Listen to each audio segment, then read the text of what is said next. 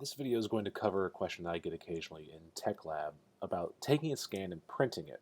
I get this from artists, anthropologists, and some medical folks as well. I figured I would make a quick video to cover some basic concepts. Nothing really in depth. There are plenty of other videos out there that are done by people smarter than I am, but this might cut to the quick of certain concepts a little bit faster. The first thing is, what file do I need? Myself, if you want me to work with it, I need an STL file.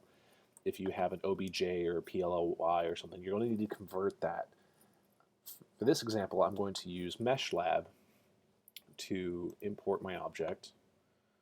That's a PLY model.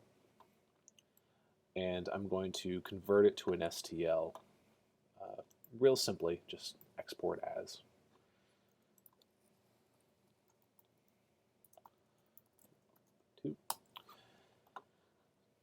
I don't really need to mess with any defaults. It'll be just fine. And now I can open it up in MeshMixer, and I can work with it. Actually, this is my. So this is something I can work with a little bit easier myself. It's a scan of something stone. So it's only one side. It's a 0 depth object. It's not a solid object. This is the interior, this pink area. This is the exterior, this kind of grayish area. So from here, I only want the head for this particular example. So I got a lot of extra stuff that I'm not going to need. So what I might do is I'm going to edit the model. I'm going to plane cut. And this will allow me to kind of adjust a specific area that I might want and cut it off. So in this case, I'm kind of looking for just below the chin. I don't really need any of the shoulders or anything along those lines, but for this particular example, we're going to go ahead and cut there. And one of the nice things about this is usually you can have it do any kind of fill or something along those lines to clean up your gaps. So one thing that's kind of nice is I can use this to just cut off large swaths and chunks of bits and pieces. So I'm going to go ahead and cut there. I'll do another plane cut to this kind of area.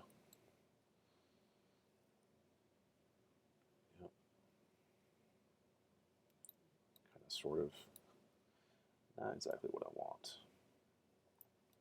Adjust that a little bit. And we're going to actually flip that by clicking that little icon, little arrow. And I can adjust this a little bit more, maybe. Again, there are better ways, faster ways, but you kind of get the idea. Where I can just kind of cut away large sections of this thing. There is also a setting which will allow you to make that actually close off, if you so choose. Another thing that you can do to take sections that you don't want is to select and then discard or erase and fill, depending on your needs. It allows you to kind of cut away what you don't want. If I choose discard. So now I've kind of got a model, or I got the one part of it that I really want. So if I'm going to work with this section and sculpt it or something along those lines, this is all I really need. If I continue to work with it, I can make it as solid by using the inspector tool and use auto repair to fix it all. Hopefully, you can see it filled in and made it a solid object. Now this is really kind of dirty and is not necessarily something that is pleasant to work with. Take your time, figure out exactly what you want, mess with some of the settings to get exactly the things that you need, and that'll probably work out pretty well for you.